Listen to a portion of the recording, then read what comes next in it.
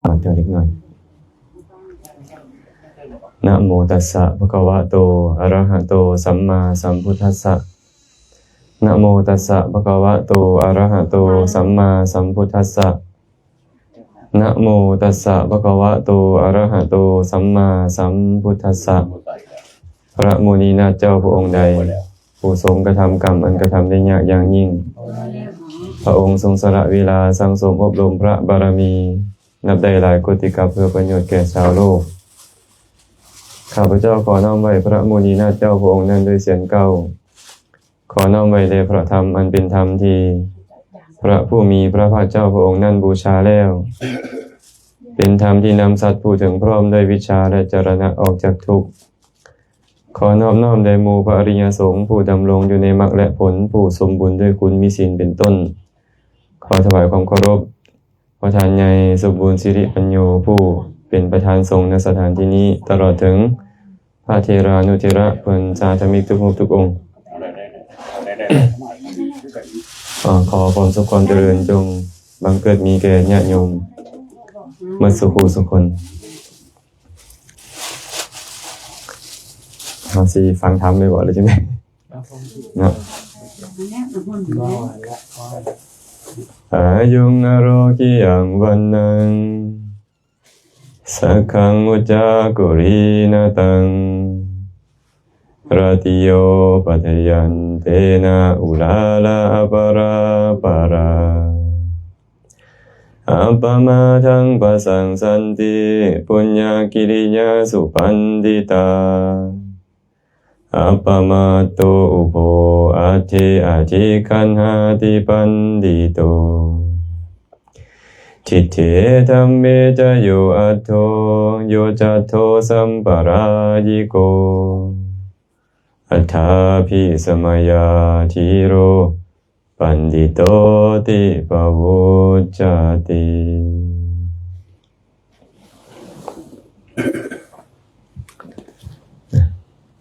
พุทธพจน์บทนี้พระสัมมาสัมพุทธเจ้าได้แสดงเวลาชี้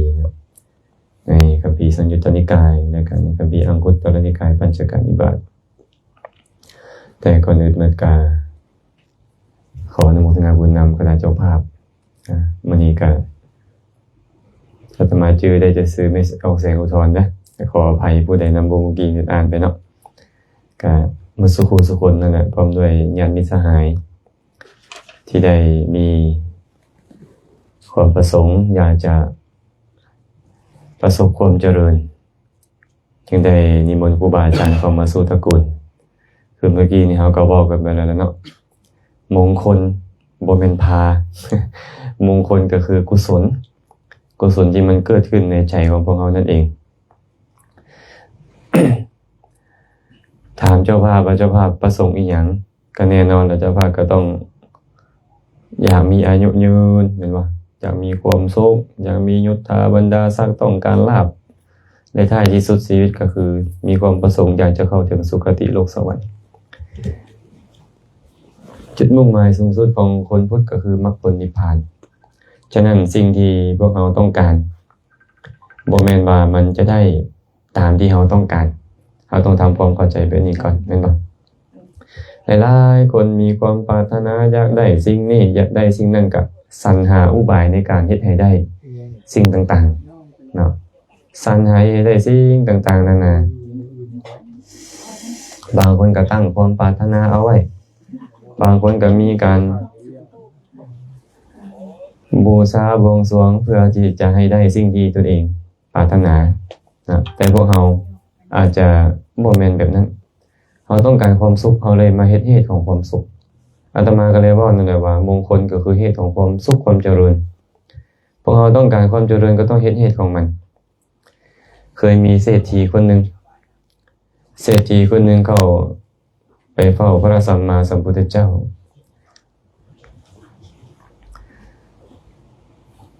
เศรษฐีคนนี้ชื่อว่าอนาถปิณฑิกเศรษฐีได้เข้าไปเฝ้าพระสัมมาสัมพุทธเจ้าพอเข้าไปเฝ้าพระสัมมาสัมพุทธเจ้าแล้วก็ได้นั่งอยู่บนสมควร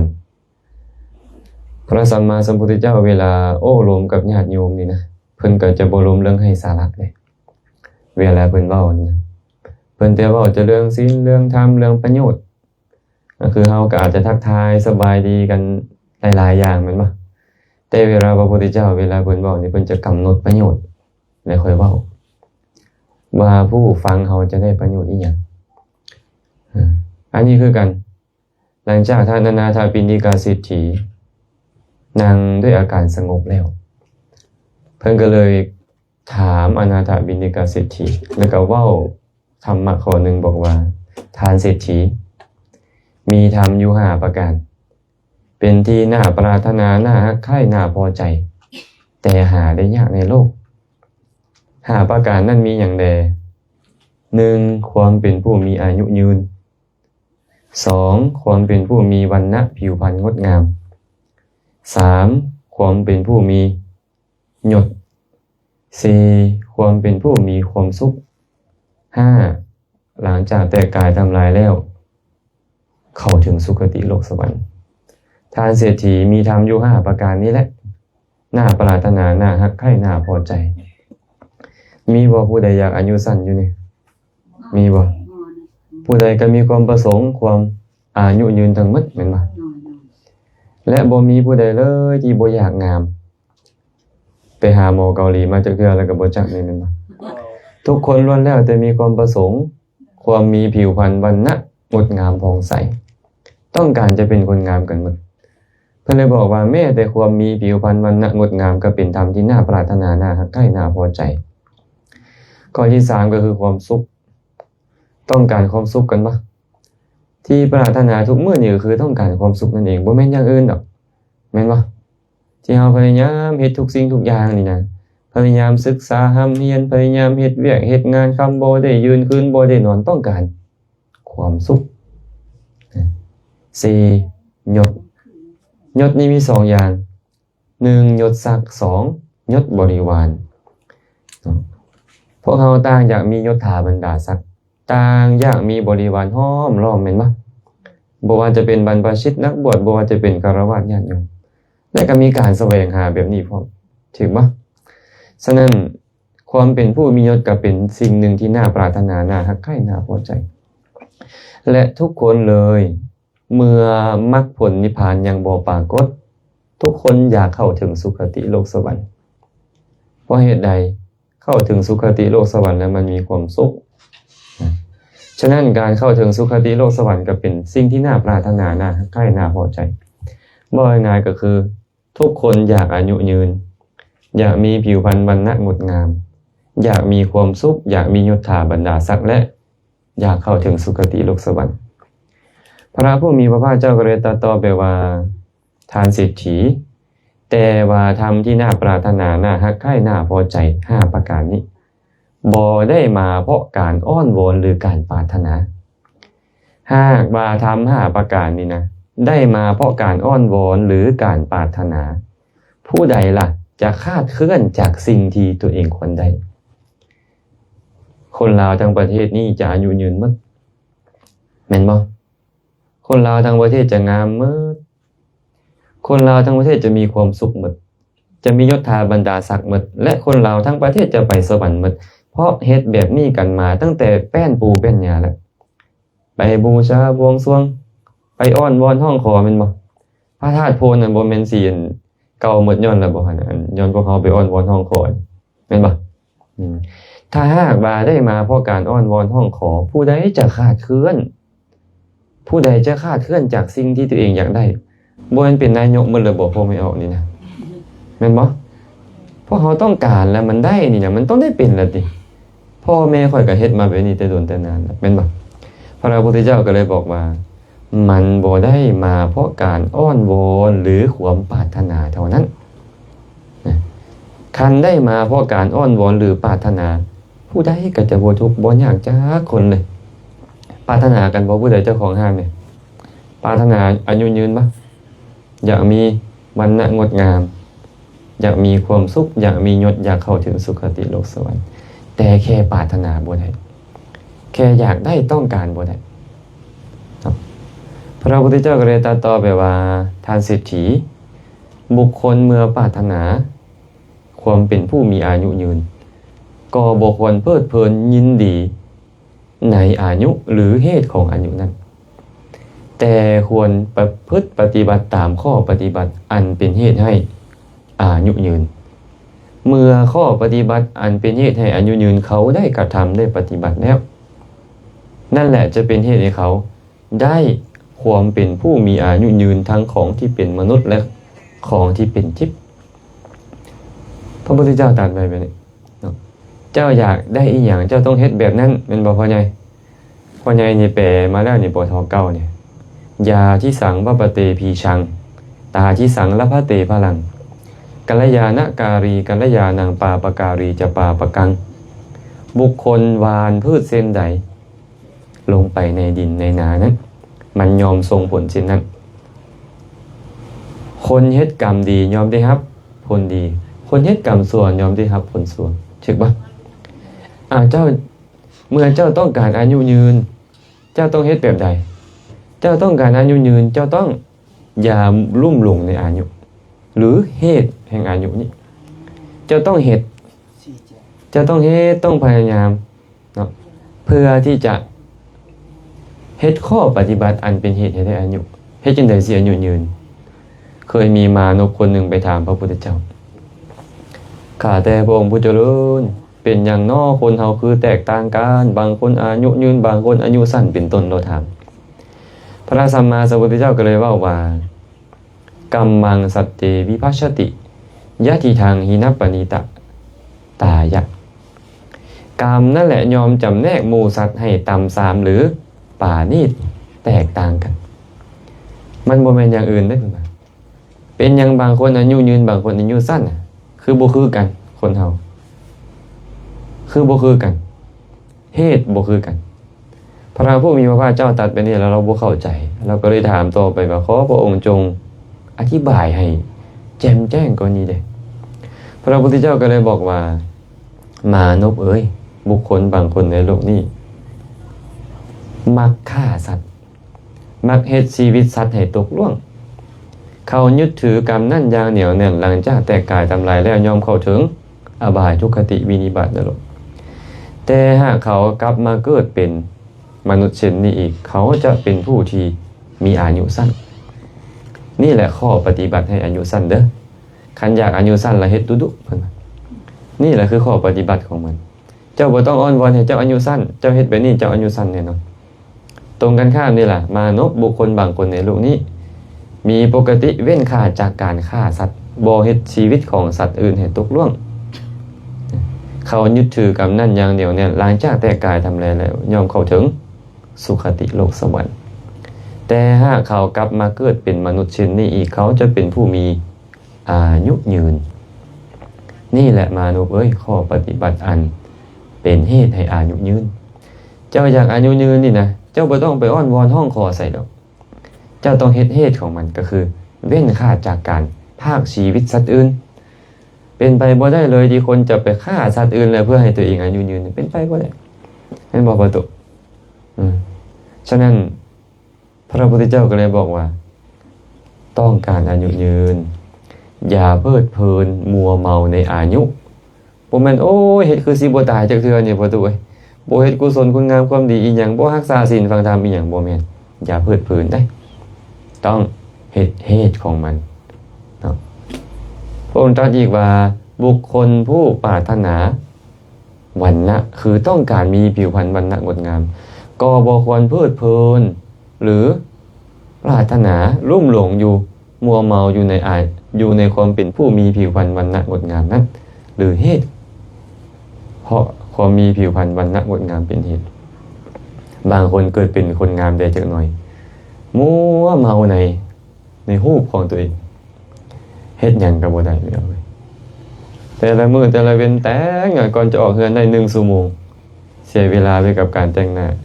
บ่ได้เว้าให้เฮาเด้อเว้าถึงผู้เพิ่นมักแต่ง แม่นบ่นี่เอามันเสียเวลาไปเลยเด้อนี่นะเนาะเพราะฉะนั้นพระองค์เลยบอกว่าอย่ามัวเมาลุ่มหลงในอายุหรือเพราะอายุนั้นเป็นเหตุแต่ผู้ต้องการขออภัยวรรณะอย่ามัวเมาลุ่มหลงในวรรณะหรือเพราะวรรณะนั้นเป็นเหตุแต่ผู้ต้องการความเป็นผู้มีผิวพรรณวรรณะงดงามควรที่จะ ประพฤติตามข้อปฏิบัติอันเป็นเหตุให้มีผิวพรรณวรรณะงดงามนั้นหากข้อปฏิบัตินั่นเขาปฏิบัติแล้วย่อมเป็นปัจจัยให้เขามีผิวพรรณวรรณะงดงามแม่นอย่างไรเป็นเหตุให้มีผิวพรรณวรรณะงดงามเฮ็ดจังใดจังสิงามคลินิกเกาหลีบ่หรือจังใดปัจจุบันเขาอาจจะบ่เป็นนั้นพระผู้มีพระเจ้าตรัสตอบมานพคนเดียวกันเมื่อกี้นี่แหละว่ามานพบุคคลบางคนในโลกนี้เป็นผู้มักโกรธอยู่เนืองๆถือคนอื่นบากล่าวตักเตือนแม้แต่เล็กน้อยก็โกรธเคืองผู้โกรธพยาบาทมาดให้แสดงอาการแค้นเคืองให้ปรากฏหลังจากแตกกายทำลายแล้วยอมเข้าถึงอบายทุกขติวินิบาตนรกแต่หากเขากลับมาเกิดเป็นมนุษย์เช่นนี้อีกจะมีผิวพรรณวรรณะบ่พองใสบ่งดงามจะเป็นคนขี้ให้ท่ายเปจะขี้ให้พอตุนี่แหละมานพข้อปฏิบัติอันเป็นเหตุให้เป็นคนขี้ให้เคยได้ยินเรื่องของนางปัญจปาปีป่ะนางปัญจปาปีหรือปัญจปาปามีพระปัจเจกกับพระพุทธเจ้าไปบิณฑบาตกุฏิเพิ่นหันมันพังเพิ่นเลยอยากได้ดินเหนียวนี่ไปฉาบกุฏิเพิ่นแต่ปกติเพิ่นจะบ่ขุดขี้ดินประตูพระปัจเจกกับพระพุทธเจ้านี่นะเพิ่นก็เลยไปบิณฑบาตเอาขี้ดินมีนางอันนึงแล้วก็อยู่นาแล้วหั่นนะเพิ่นก็ไปยื่นข้อปฏิบัติของพระนี่เวลาบิณฑบาตในปิณฑจาริกาวัดเนี่ยไปแล้วต้องยืนดนก็บ่ได้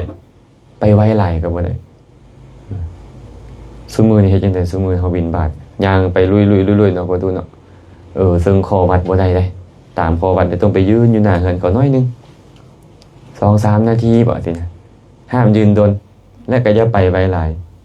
หากไปไว้หลายผู้ประสงค์บุญจะบ่ได้เฮ็ดบุญหากยืนดนหลายคนที่เขาบ่มักนี่นะเขาจะใจเสียเฮ็ดแบบนี้ข้อวัดนั้นเพิ่นก็ไปยืนอยู่นางอันนี้ก็สิรุ่นนี้แล้วเนี่ยโกรธบ่พอใจมาให้ที่หยังอาตมามาบิณฑบาตโอ้ยซ้ำขี้ดินก็มาบิณฑบาตเนาะว่าซ้ำขี้ดินก็ได้มาขอหมู่โกรธแต่ก็ให้พอถูกไปเอาดินเหนียวก็มาทิ่มใส่บาตรนั่นแหละเพิ่นก็กลับด้วยอานิสงส์ที่เราถวายดินนะเกิดมาแล้วผู้ใดไปจับถึกตัวเราเนี่ยต้องมักเราแน่นอนเลยไปจับถึงเราปุ๊บต้องมักเราแต่ว่าด้วยโทษที่เราโกรธตากับบ่อยู่คู่หมู่สมมุติตาไปออกเป็นแบบนี้แต่ตาเราบ่คือแบบนี้คิดเอากันแล้วกันดังเรากับบ่คือหมู่ปากกับบ่คือหมู่อยู่แบบนี้ปากแต่เราไปอยู่บนอื่นดังหมู่เป็นแบบนี้แต่ดังเราเป็นแบบอื่นแขนขาหมู่ปกติแต่แขนขาเราเป็นแบบอื่นจักคดจักคอจักนั่นแหละผู้ใดไปอินเดียจะเห็นเลยคนประเภทนี้ย้อนยังขนาดมักโกรธมักผูกโกรธหมู่ว่ากล่าวตักเตือนนิดนึงบ่พอใจแสดงอาการแค้นเคืองให้ปรากฏพยากรณ์ตัวเองได้เลยเกิดมาชาติใดๆเจ้าขี้ให้แน่นอนเอาแล้วเจ้าให้ทานสมมุติคือพวกไม่ออกมักให้ทานร่ำรวยแต่ขี้ให้คันว่าวันเกมตลกในหนึ่งกับเบิ้งไกลๆว่าเป็นอึ้งยืนเห็นป่ะไอ้ขี้ให้นะหน้ากันแล้วซะลงพุงอีกต่างหากบ่มีราศีบ่พองใสบ่งดงามเอาเสียเลยย้อนอย่างล่ะมักโกรธและแน่นอนเจ้าจะต้องขี้ให้แน่นอนบ่ฮู้จักชาติและต่อไปภายหน้าตรงกันข้ามนี่ล่ะพระพุทธเจ้าก็ตอบว่าอากาเว้ากับมานพคนนั้นว่ามานพบุคคลบางคนในโลกนี้เป็นคนบ่มักโกรธบ่ผู้โกรธเธอคนอื่นว่ากล่าวตักเตือนแม่ดวงหลายก็บ่โกรธเคืองบ่ผู้โกรธบ่พยาบาทมาดให้บ่แสดงอาการแค้นเคืองให้ปรากฏหลังจากแต่กายทำลายแล้วยอมเข้าถึงสุคติโลกสวรรค์แต่ถ้าเขากลับมาเกิดเป็นเช่นนี้อีกเขาจะเป็นผู้มีผิวพรรณวรรณะงดงามพองใสอันนี้ผู้บ่มักโกรธนี่แหละมานพข้อปฏิบัติอันเป็นเหตุให้มีผิวพรรณวรรณะงดงามพองใสฉะนั้นถ้าเราต้องการจะเป็นคนงาม อย่าวู่วามโกรธง่ายสงสัยที่มักโกรธหลายเติบอยู่พวกเขาเกิดมาชาตินี้บ่ค่อยมีราศีเอาเสียเลยนะเขาเอิ้นบ่ออร่าป่ะแม่นบอกภาษา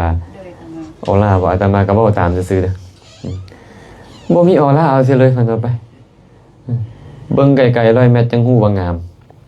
คันเบิ่งใกล้เข้ามาโอ้ยเบิ่งก็บ่ออกเพราะฉะนั้นนี่เป็นเหตุของความเป็นผู้มีผิวพรรณวรรณะงดงามเจ้าอยากงามเจ้าบ่ต้องไปปรารถนาบ่ต้องไปขออยู่ไสดอกเจ้าเฮ็ดข้อปฏิบัตินี้อีกอย่างหนึ่งพระพุทธเจ้าก็เลยตรัสว่า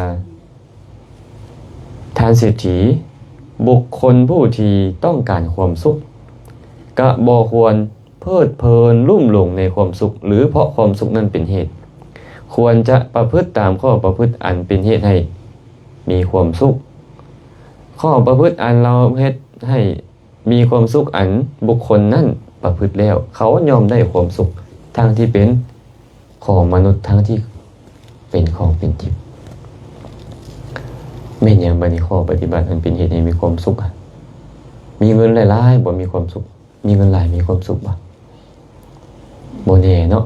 บ่แน่อาจจะมีความสุขกายแต่ว่าสุขใจนี่บ่แน่บางคนนี่บุญดีไม่เอาไปแต่ว่ามันบ่ได้ความสุขใจย้อนหยังบ่ได้ความสุขใจคิดบ่เป็นบ่ฝึกคิดเพิ่นก็เลยเอิ้นวิธีการฝึกคิดนี่ว่าสมถะวิปัสสนาฝึกคิดให้เป็นบางเทื่อก็ต้องได้เฮ็ดได้บ่เขาบ่ซั่นนี่มีเงินหลายก็ทุกข์มียศถาบรรดาศักดิ์ทรงก็ทุกข์มีบริวารหลายก็ทุกข์มีอีหยังก็ทุกข์ไปตามนั้นแหละเพราะเฮาบ่มีการเจริญภาวนาเลยอาตมาเคยเล่าเรื่องหนึ่งให้ญาติโยมฟังมีเศรษฐี2ผัวเมียรวยมีลูกชายเดียวขนาดหักลูกชายนี่นะพ่อลูกชายผู้เดียวเลยเนาะลูกชายโทนที่เป็นผู้สืบทอดวงตระกูลก็เอาจิตใส่ใจนำเอาใจใส่ลูกกันนะส่งลูกให้เรียนหมู่พักแล้วกันลูกต้องซัมเมอร์คนอื่นพักกะยาลูกต้องเรียนต่อลูกก็ตามใจพ่อแม่เรียนจบประถมแล้วก็ต่อมัธยมจบมัธยมต่ออุดมจบอุดมต่อปริญญาตรีจบปริญญาตรีต่อปริญญาโทจบโทก็ต่อเอกอายุ20ปลาย30 ปีมาได้บัดนี้เนาะจบ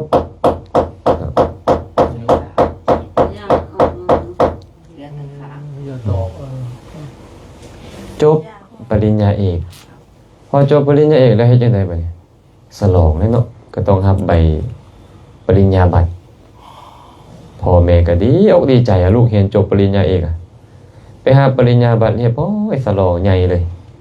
พอกลับมาลูกก็เลยเขียนหนังสือไว้พ่อแม่เอ้ยลูกได้เฮ็ดตามใจพ่อแม่มาตลอดชีวิตลูกแหละแต่มื้อนี้เป็นต้นไปลูกขอเฮ็ดตามใจลูกเองเด้ว่าซั่นจับเสือกมาได้กับผูกคอตายลูกคนรวยมหาเศรษฐีมีการศึกษาฮอดปริญญาเอกมีรถเบนซ์ขี่มีเครื่องบินส่วนตัวอีกอย่างเรียบร้อย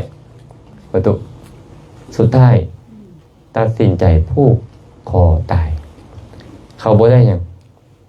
เขาบ่ได้ความสุขใจเป็นหยังเขาคือบ่ได้ความสุขใจทั้งๆที่สิ่งอำนวยความสะดวกเขามีหมดไอ้พวกเขาคือกันนี่อยากให้ลูกได้ดังใจลูกได้ดังใจบางทีเขาอาจจะบ่แม่นแบบนั้นก็ได้เขาอาจจะบ่ได้ความสุขได้เนาะสิ่งที่ดีสุดก็คือพาลูกให้ฮู้ธรรมะคันฮู้ธรรมะแล้วมันอยู่แบบใดมันก็จะมีความสุขได้เห็นบ่ครูบาอาจารย์เพิ่นอยู่มีผ้า3ผืนมีบาตรหน่วยนึงแต่เพิ่นสามารถมีความสุขได้เห็นบ่เพิ่นบ่จำเป็นต้องมีคือพวกไม่ออกแต่เพิ่นมีความสุขได้ความสุขของสมณะน่ะมันเป็นแบบนี้เลยสมณะต้องการหยังเคยมีพราหมณ์ผู้หนึ่งไปถามพระพุทธเจ้าแม่นหยังเนาะเป็นความประสงค์ของสมณะแม่นหยังเป็นความนิยมของสมณะแม่นหยังเป็นความมั่นใจของสมณะสมณะต้องการหยังและมีอีหยังเป็นที่สุดพระพุทธเจ้าก็บอกว่าพราหมณ์เอ้ยขันติโสรัจจะเป็นความประสงค์ของสมณะได้ สมณะต้องการจะมีความอดทนให้ยิ่งกว่าคนอื่นคารวะญาติโยมเขาอดทนได้ซ้ำนี่ค่อยต้องอดทนได้ยิ่งกว่าเขาอดทนต่อรูปต่อเสียงต่อกินต่อรสต่อสัมผัสได้ซ้ำนี่ค่อยต้องยิ่งกว่าและมีความประสงค์โสรัจจะโสรัจจะคือความสงบเสงี่ยมบ่เป็นไปไสกับกระโดดโลดเต้นไปจักเว้าอีหยังต่อเว้าอีหยังจักโอ้ลมอีหยังจักแสดงอากัปกิริยาอีหยังบ่แม่นแนวนั้นสมณะจึงมีความประสงค์โสรัจจะคือความสงบเสงี่ยมต้องการจะสงบเสงี่ยมนิยมอีหยังนิยมปัญญานิยมในปัญญาต้องการให้หาอุบายที่ให้ได้ปัญญาอันนี้สมณะมั่นใจในศีลคันมีศีลแล้วสบายพอตุอยู่ไสก็สบายคันมีศีลคันบ่มีศีลแล้วเก้อเขินแล้วเนาะพอตุเนาะเป็นนางนำหมู่นำครูบาอาจารย์นำกันย้านแต่หมู่เว้าเรื่องศีลเพราะตัวเองทุศีลนี่เห็นบ่หมู่เว้าขึ้นมาตัวเองก็เก้อเขินนะแต่คันมีศีลโอ้ยสบายมั่นใจเจ้าเว้ายังมากก็เว้ารถค่อยมีศีลต้องการที่จะบ่มีอีหยังเป็นเครื่องยึดเหนี่ยวห่วงแหนต้องการที่จะบ่มีอีหยังเป็นเครื่องยึดเหนี่ยวห่วงแหนเป็นหยังเพิ่นจึงทิ่มลูกถึงเมียมาบวชเป็นหยังจึงทิ่มเฮือนทิ่มศาลมาบวชทิ่มธุรกิจการงานมาบวชเพราะบ่อยากข้องเกี่ยวกับตัวคัน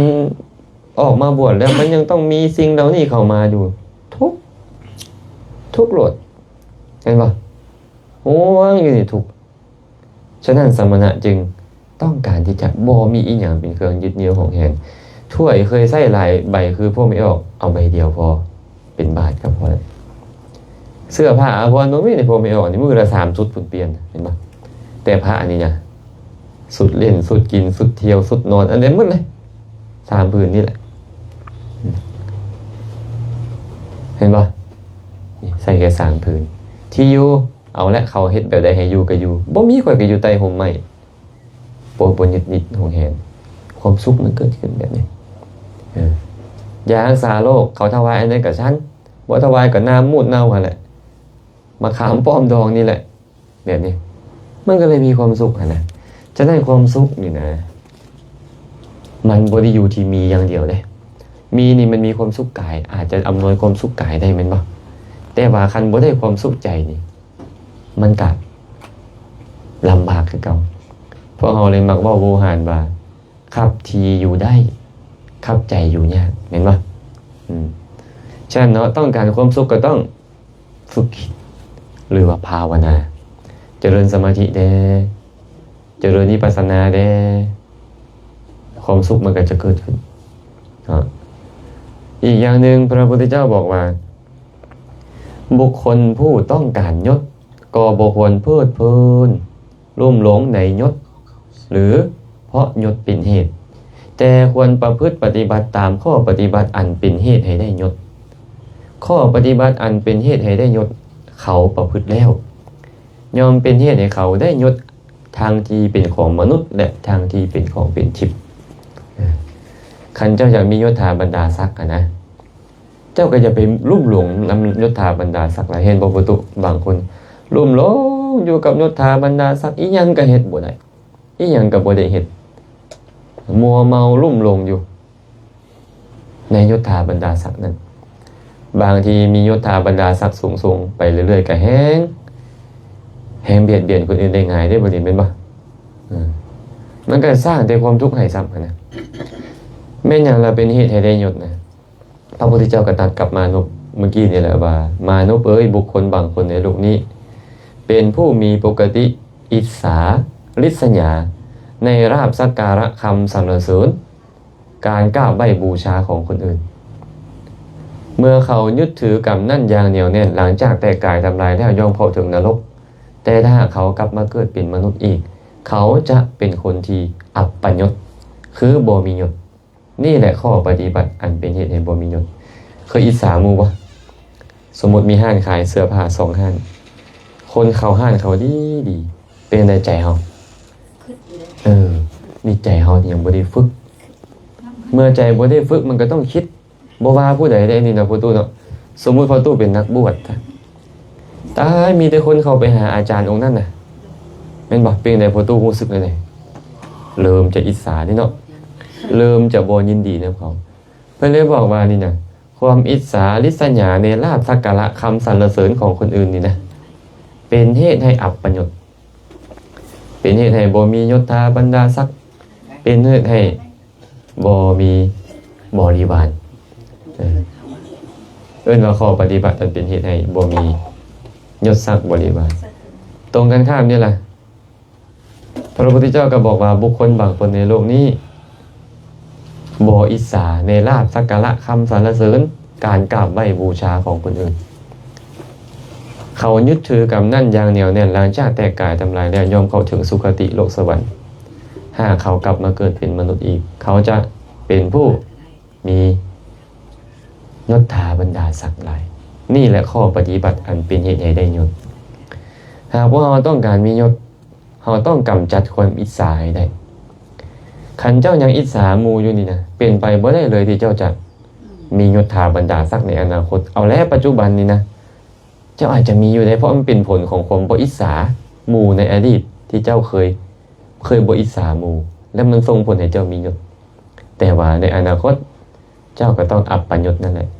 เพราะเหตุที่เจ้ามักอิจฉาริษยาหมู่ปรากฏว่าคนแบบนี้หลายเนาะพ่อตุเนาะหมู่ถึกเลขอิจฉาหมู่แล้วนะเดี๋ยว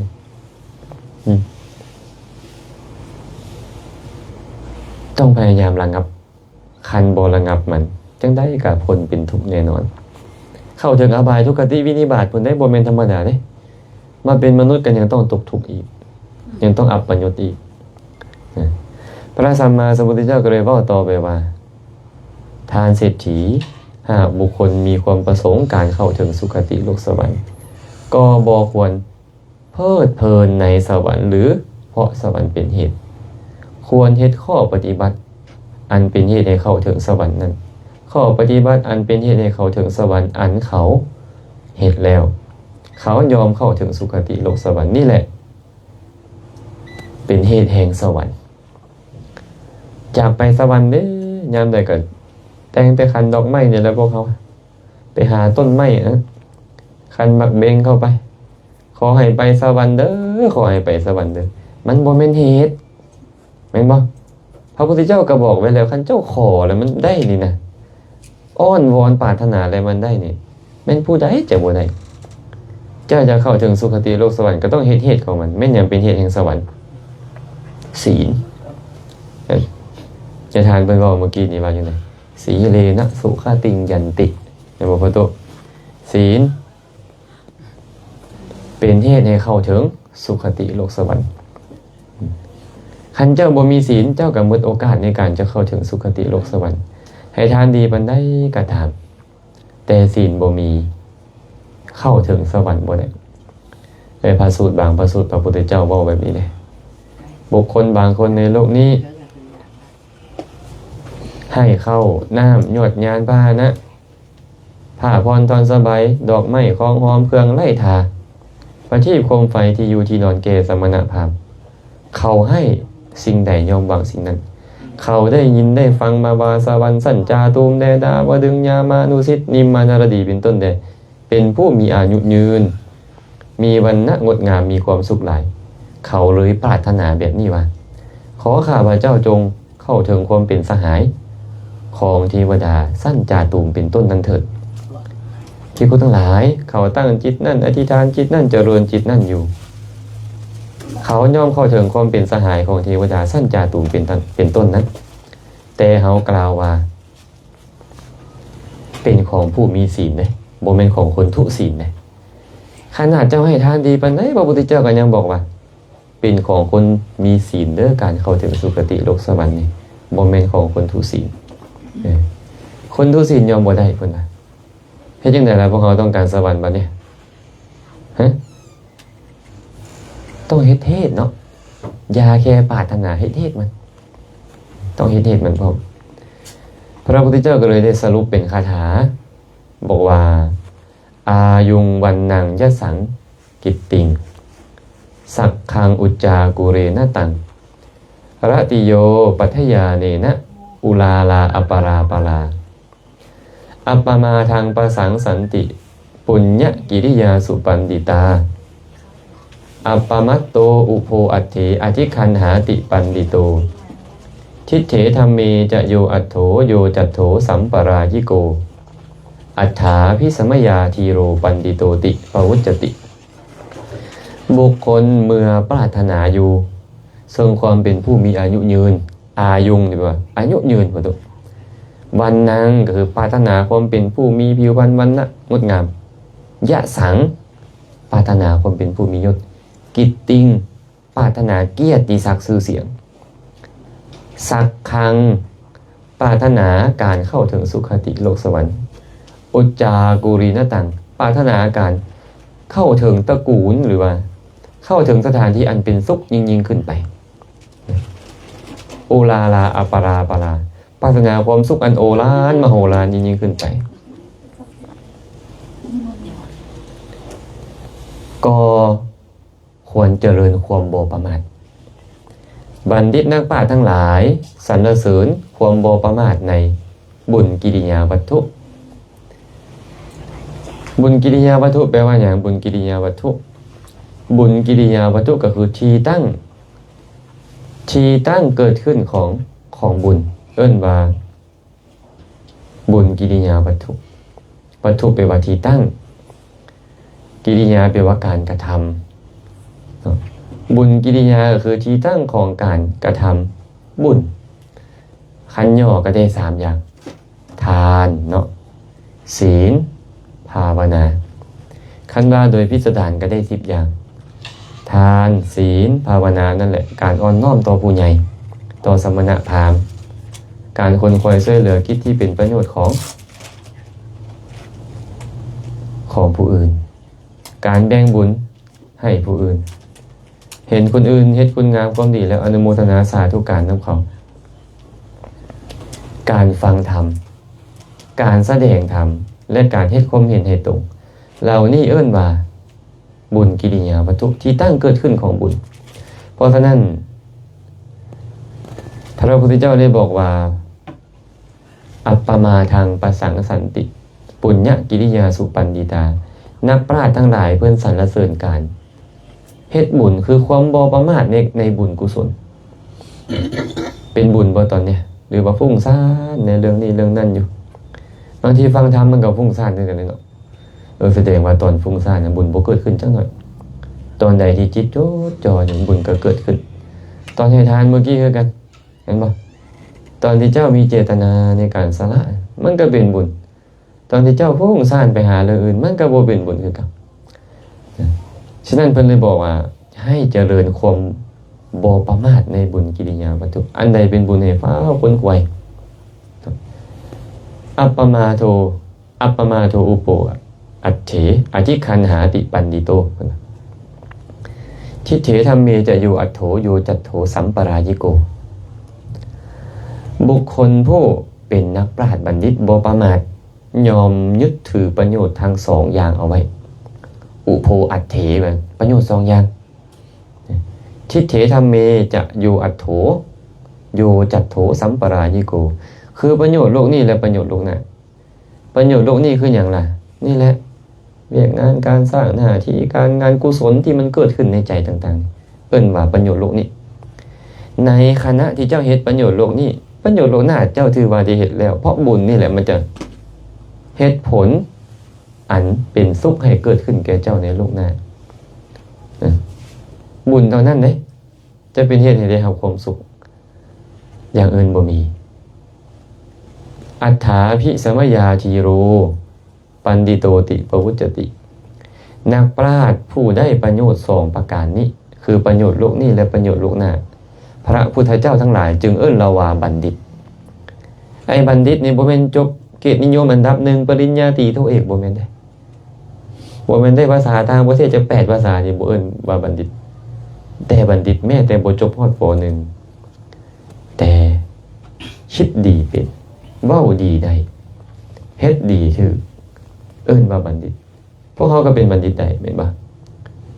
เฮาต้องได้ประโยชน์โลกนี้คิดดีเมื่อเจ้าคิดดีเกิดขึ้นมีเมตตากรุณามุทิตาอุเบกขาต่อคนอื่นอยู่มีจิตที่จะเกื้อกูลต่อคนอื่นอยู่เรื่อยๆหรือว่าคิดในสิ่งที่ดีๆต่างๆนานานั่นแหละ เว้าก็เว้าแต่สิ่งที่ดีๆเฮ็ดแต่สิ่งที่ดีๆเรานี่แหละอันเอิ้นว่าประโยชน์โลกนี้ก่อนเพราะเฮามีความสุขแล้วคิดดีเห็นบ่และความสุขคือเกิดขึ้นเพราะบุญนี่นะบุญตัวนี้มันจะเป็นปัจจัยให้บันดาลความสุขให้เกิดขึ้นในอนาคตก็เอิ้นว่าประโยชน์โลกหน้านะคันได้ประโยชน์ทั้งสองอย่างนี้จังเอิ้นว่าบัณฑิตเป็นบัณฑิตกันเลยอย่างมื้อนี้หรือปัณฑิตกะพระพุทธเจ้าว่าปัณฑิตกะแปลว่าบัณฑิตผู้ซัวซ่าไม่ยังบัณฑิตผู้ซัวซ่าผู้บ่แม่นบัณฑิตนั่นเองเห็นบ่หลายคนนั่นน่ะสำคัญตัวเองว่าเป็นบัณฑิตแต่บ่แม่นบัณฑิตก็ได้พระพุทธเจ้าเคยเว้าว่าสุดหนึ่งเอาไว้ในคุตตกนิกายธรรมบทโยพาโลมัญญติภลายังปันดิโตวาปิเตนะโซพาโลจะปันดิตะมานีสเวพาโลติวุจติบุคคลใดเป็นพาลเป็นคนโง่เขลาสำคัญตนว่าเป็นคนโง่เขลาแท้เป็นพาลแท้เขาจะเป็นบัณฑิตได้เพราะความรู้ตัวว่าตัวเองเป็นพาลนั้นแต่บุคคลใดก็ตามตัวเองเป็นพาลกับสำคัญตัวว่าเป็นบัณฑิตพระพุทธเจ้าทั้งหลายก็เอิ้นเขาว่าคนพาลผู้โง่เขานั่นแหละพระพุทธเจ้าบอกแบบนี้เลยเนาะฉะนั้นเฮาก็ต้องมาสำรวจตัวเองนี่เฮาเป็นพาลบ่อันใดเนาะเฮ็ดให้เฮาเป็นพาลกิเลสนี่นะความโลภเกิดในใจเฮาเนืองๆบ่ความโกรธเกิดในใจเฮาเนืองๆบ่ความลุ่มหลงเกิดในใจเฮาเนืองๆบ่ความอิจฉาริษยาเกิดขึ้นในใจเฮาเนืองๆบ่ความขี้ขี้ความถือเนื้อถือโตความหดหู่ท้อถอยต่างๆมันเกิดขึ้นในใจเฮาเนืองๆบ่คันสิ่งเหล่านี้เกิดขึ้นในใจเฮาเนืองๆนี่นะเฮาเป็นพาลและมันจะเป็นปัจจัยให้เฮาเว้าสิ่งเราอื่นออกมาอีกเพราะความคิดที่บ่ดีแล้วนี่การกระทำก็จะเป็นไปตามเพราะว่าใจเป็นนายกายเป็นเบาเป็นบ่มโนปุพังขมาธัมมามโนเศรษฐามโนมยามนะสาเจ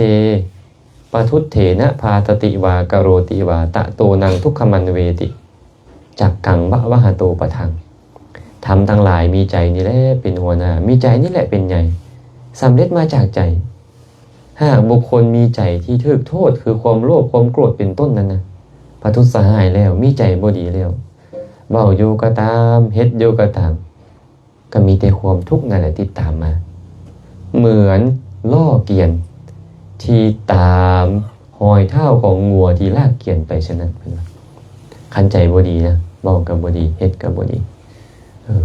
คันว่าตอนนั้นจิตใจเฮาบ่ดีคำเว้าเฮาบ่ดีกายเฮาบ่ดีเฮาก็ผิดพลาดแม่นบ่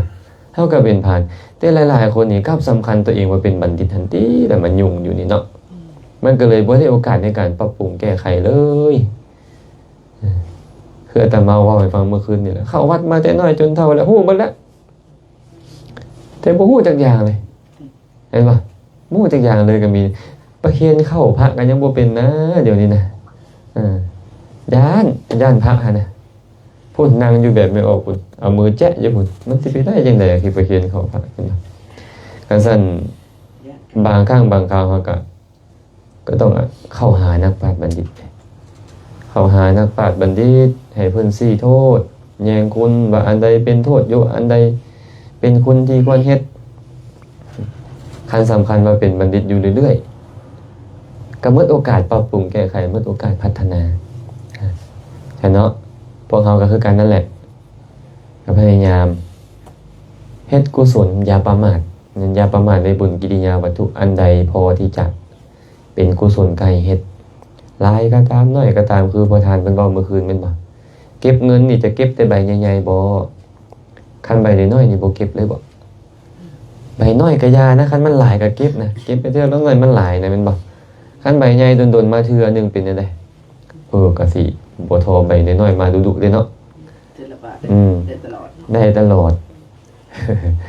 อย่าประมาทในบุญนะพระพุทธเจ้าเตือนไว้แบบนี้เด้มาวะมันเยทะปุญญัสสะนะมัตตังอาคามิสติอุทะพินทุนิปาเตนะอุทะกุมโภปิปูรติทีโรปุญญัสสะโถกังโถกัมปิอาจินังบุคคลบ่คนประมาทในบุญว่ามีประมาณเล็กน้อยจะบ่มาถึง จะบ่ส่งผลให้เป็นสุขนะเหมือนกับหม้อน้ำภาชนะหม้อน้ำที่เขาเปิดปากเอาไว้น้ำหยาดลงมาเท่าไรเท่าไรหยาดมันก็ยังเต็มได้ฉันใดนักปราชญ์บัณฑิตผู้มีปัญญาสร้างสมบุญอยู่เท่าละน้อยเท่าละน้อยก็จะเต็มด้วยบุญคือกันเมื่อใดบุญเต็มเมื่อนั้นเฮาก็พ้นจากทุกข์อรหัตมรรคเกิดขึ้นตอนใดเฮาก็พ้นจากทุกข์แต่ตอนนี้บุญยังบ่เต็มก็ต้องสร้างสมต้องสั่งสมไปเรื่อยๆตามกำลังความสามารถของตัวเองนั่นแหละบางเทื่อให้ทานบางเทื่อฟังธรรมบางเทื่อรักษาศีลบางเทื่อประพฤติดีต่อพ่อต่อแม่ต่อญาติกาวงศาเป็นต้นเนาะอันนั้นก็คงจะบ่ได้เว้าอย่างไรมื้อนี้คงจะพอสมควรแล้วแหละขออนุโมทนาบุญนำคณะเจ้าภาพเจ้าของเรือนเนาะแมวแสงอุทธรศรีสุราษฎร์แมวไกรนครศรีวิไลคำและก็อ่างแซนคำมณีวงศ์เนาะขออนุโมทนาบุญนำทุกคนทุกท่านที่มีเจตนาอันดีงามอันยับยั้งจะเจริญกุศลในดีมือครูบาอาจารย์เข้ามาสู่ตระกูลก็ขอให้บุญกุศลนี้จงเป็นปัจจัยอำนวยไว้ใส่ให้ทุกคนทุกท่านจงได้ประสบพบเจอแต่ความสุขปราศจากทุกข์ทั้งปวงหากปรารถนาสิ่งหนึ่งประการใดอันเป็นไปในทางที่ชอบประกอบด้วยธรรมแล้วก็ขอให้ความปรารถนาของทุกคนทุกท่านจงสำเร็จโดยทั่วกันทุกท่านทุกคนเทอญ